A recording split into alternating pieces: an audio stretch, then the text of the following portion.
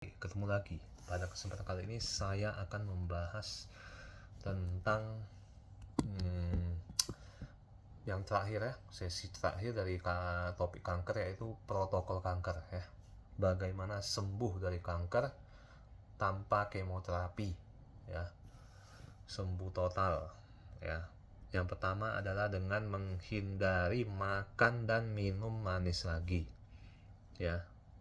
Kalau mau makan karbo juga carilah karbo yang dengan indeks glikemik rendah ya di Google ya. Contohnya seperti ubi rebus, singkong rebus, talas rebus gitu ya. Kalau roti sama mie, nasi putih harus sangat dikurangi sekali ya. Kalau bisa jangan sama sekali ya. Karena kita ketahui ya, dari cara terjadinya kanker itu, makanan dari kanker itu kan gula ya, karena dia cuma menutupi, dia tutup semua, oksigen pun tidak bisa masuk dalam sel. Adaptasi dari sel kanker itu hanya bisa memasukkan gula. Jadi kalau kita mau bunuh kanker itu, mau sembuh dari kanker, kurangi gula ya, makanan dan minuman manis ya. Yang kedua, dengan hindari tepung-tepungan ya, karena kita tahu tepung itu juga adalah gula gurih ya. Banyak yang terkecoh, saya sudah tidak makan manis dok, sudah tidak minum manis. Tapi dia nggak tahu sebenarnya karbohidrat itu bukan cuma yang manis-manis, tapi juga yang gula gurih ya, yang asin, seperti yang tidak berasa ya, seperti nasi, roti, mie, itu termasuk tepung-tepungan juga ya, kan terbuat dari tepung ya. Kemudian yang ketiga, hindari racun dari pasta gigi yang mengandung fluoride ya, karena kita ketahui, dan deodoran juga ya yang mengandung aluminium ya, karena itu racun ya. Terus lotion, sampo, sunscreen, make up dan lain-lain ya, itu juga mengandung paraben ya, yang bisa merusak sel normal kita juga yang menjadi kanker. Terus racun dari polusi udara, asap rokok ya, juga dari dalam tubuh juga adalah kegemukan ya.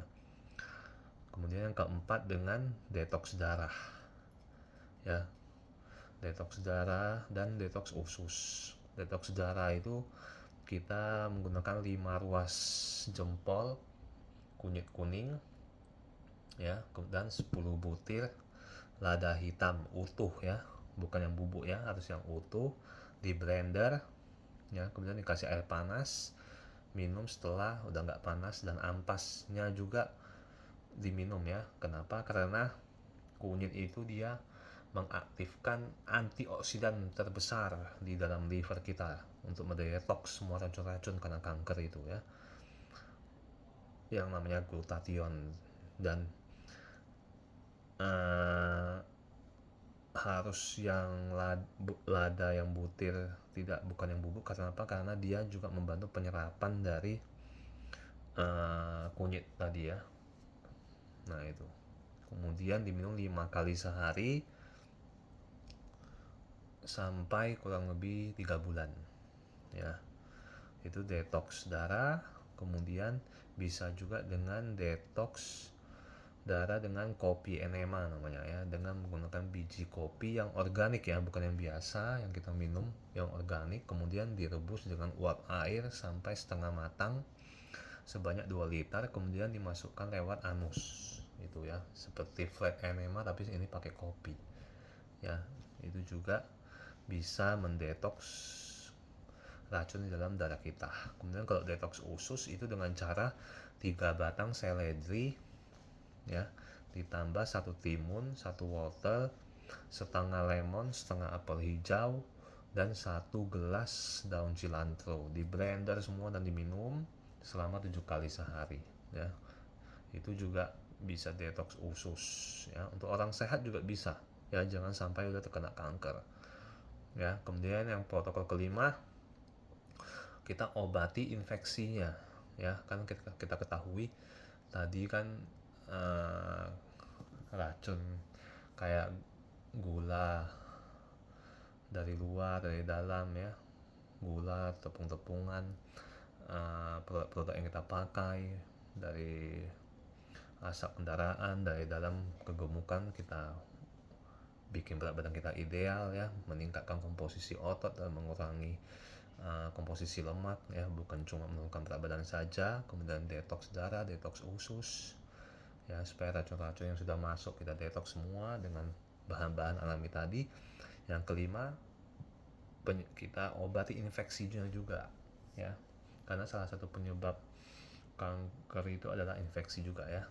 Jadi kalau kita ada infeksi misalnya sinusitis, ada giginya berlubang ya, itu kalau bisa gigi yang berlubang langsung dicabut ya, jangan ada perawatan akar gigi ya, karena itu bisa berbahaya, bisa infeksi dan menyebabkan racun tadi ya, merusak, bisa menyebabkan kanker juga. Jadi kalau ada tinggal sisa akar gigi mending dicabut, nggak usah ada perawatan akar gigi. Hindari gigi palsu yang ditanam berbahan besi ya. Kemudian kalau ada infeksi telinga, paru, usus, itu semuanya diobati karena itu bisa menjadi sumber penyebab kankernya, infeksi tadi ya. Kemudian keenam, kita konsumsi anti kanker ya, seperti ekstrak buah mengkudu ya, ekstraknya ya, bukan buah mengkudunya ya. Dengar sekali lagi, ekstraknya itu biasanya sudah dijual dalam bentuk suplemen kapsul ya. Kalau kita beli buahnya itu kita nggak enak ya, terus kita nggak akan makan secara rutin. Terus kandungannya juga yang dibutuhkan ekstraknya saja ya, anti kankernya saja. Kalau kita beli buahnya itu banyak kandungan-kandungan lainnya ya, jadi tidak efisien. Jadi ekstrak buah mengkudu itu banyak di online, beli saja. Kemudian ekstrak buah delima juga bisa ya, ekstrak daun sirsak juga bisa ya. Nah, kenapa saya menaruh anti kanker ini di nomor 6? Kenapa tidak nomor 1? Ya kan? Kan ditanya sama pasien, "Dok, kenapa sih ditaruhnya nomor 6 anti kanker? Kan kita kena kanker, pengennya langsung sembuh pakai anti kanker. Kenapa kok ditaruh nomor 6?" Nah, itu mindsetnya kita harus dirubah ya. Kita jangan cuma memikirkan untuk sembuh saja ya. Kalau kita udah kena kanker, mindset kita jangan yang penting harus cepat-cepat sembuh, bukan. Kita harus cari penyebabnya tadi yang sudah saya bahas ya. Penyebabnya kita harus cari ya. Yang tadi 1-5 itu adalah penyebabnya ya. Makanan manis, minuman manis, tepung-tepungan nomor 2, nomor 3, racun dari luar, dari bahan-bahan yang kita pakai ya, dari dalam kegemukan ya. Kita rubah semua lifestyle kita yang bisa jadi penyebab kanker, infeksi, diobati. Kenapa? Kalau kita cuma minum yang nomor 6 aja anti kanker sembuh, kalau kita nggak merubah lifestyle kita 1-5 itu paling 5 tahun lagi kena kanker lagi ya, seperti lingkaran setan ya. Jadi kita harus rubah mindsetnya, kita pengen kita sehat selamanya sampai tua, tidak ada sakit-sakit ya. Itu kenapa saya taruh anti kanker di nomor 6 bukan nomor 1. Kemudian yang nomor 7 adalah konsumsi probiotik ya. Kenapa probiotik ini penting sekali? Karena kita tahu ya, usus itu merupakan 70% dari imunitas kita ya. Imunitas kita 70% ada di usus. Jadi kalau usus kita sehat, otomatis imun kita yang melawan kanker juga akan lebih optimal. Makanya konsumsi probiotik itu sangat baik sekali untuk meningkatkan imunitas kita ya. Contohnya itu probiotik pada makanan-makanan fermentasi ya, seperti fermentasi kedelai ya, kayak sauerkraut, kimchi. Kemudian fermentasi